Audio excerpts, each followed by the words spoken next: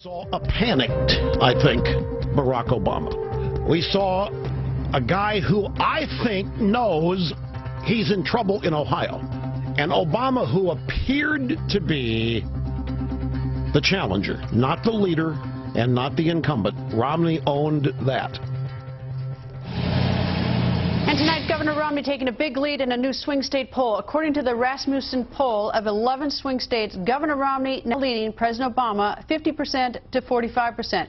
Now, that is the biggest lead either candidate has held in 3 weeks. The poll, though, was completed before the end of last night's debate. Former Alaska Governor Sarah Palin joins us. Good evening, Governor.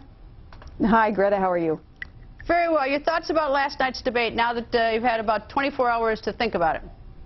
Well, watching the debate in real time, of course, it was a bit frustrating. Trying to, I guess, vicariously live through Romney and answer some of those false charges, the many, many false charges leveled against him by our President Obama. And Romney, I think, just couldn't keep up with all the lies and the spin of Barack Obama, the mocking, the criticism, the arrogance, the petulant attitude of our president.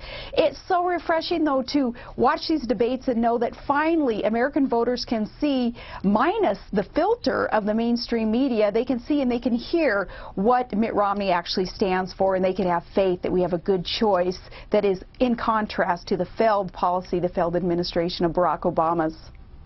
Well, many people in the Republican Party, though, they were burning up my email account last night during the debate and also during our late show.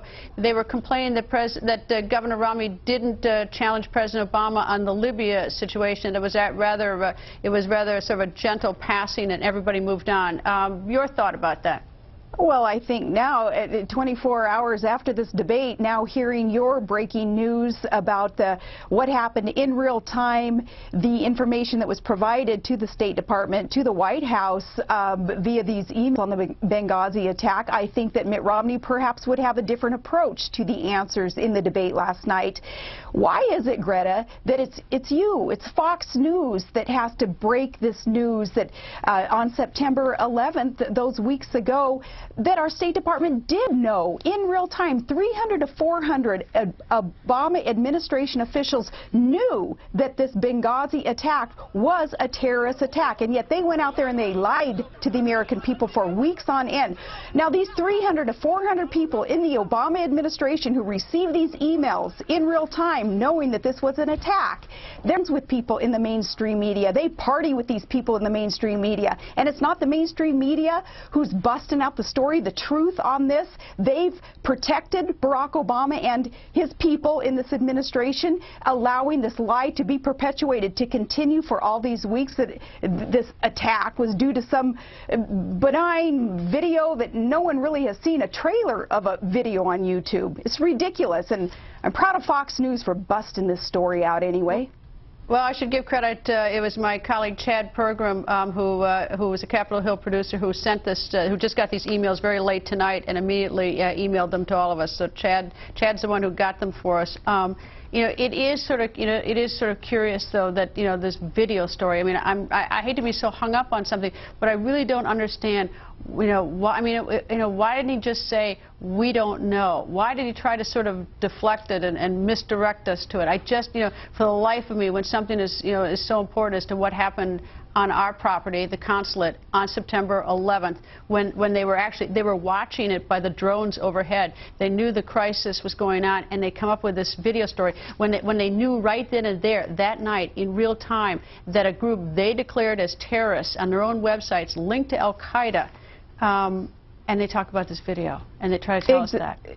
Exactly, Greta. Keep investigating. Keep trying to find what the purpose would be in this cover-up, and why the mainstream media in protecting Obama would perpetuate this cover-up. It's atrocious. It's appalling. And yet, it's not surprising. There is no moral compass there in this administration. There isn't a moral compass in our mainstream media. It is a corrupt mainstream media. What breaks my heart about all this, besides the loss of 4 brave Americans through this tragedy, is that we have our troops, we have our sons and daughters overseas fighting for that freedom of the press in America. And yet there is abuse of that freedom of the press, where the press gets out there and they think that they're free to lie to the American people about what's going on. In the meantime, we have 6,000 of our troops who have lost their lives in Iraq and Afghanistan in these recent years, fighting to protect the freedoms here in America, our First Amendment rights. And it absolutely breaks my heart. Perhaps I'm the wrong person to ask to comment on such an issue when I have loved ones over there in war zones. And Greta, I just think it's absolutely appalling. This, more than anything else in the Obama administration, that they tried to pull the wool over the American public until these emails came out tonight, trying to pretend like it was something other than what the facts show that it actually was in Benghazi. I wish the president would address the nation on this, because maybe I have it all wrong. I don't see it any other way, and I hate to think of our government lying to us. And it's like, because I can't figure this one, I can't figure out this video thing, and yet the evidence. I can't set it down. An email in real time. It is what it is, and if there's an explanation, I would really like to hear it from the president. I know the president was in the Oval Office that night, the vice president was there, the Secretary of Defense, and they're watching in real time. They've got drones over, and they've got phone. We have 4 Americans who are literally trapped over there and either shot to death or burned to death as we're watching. And this whole video story just simply is beyond me.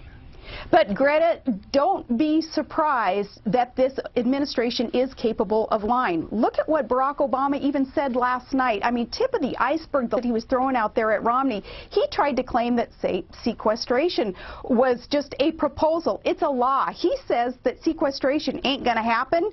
Is he going to ignore the law that he signed? Is he going to ignore the Constitution and the people's will via their...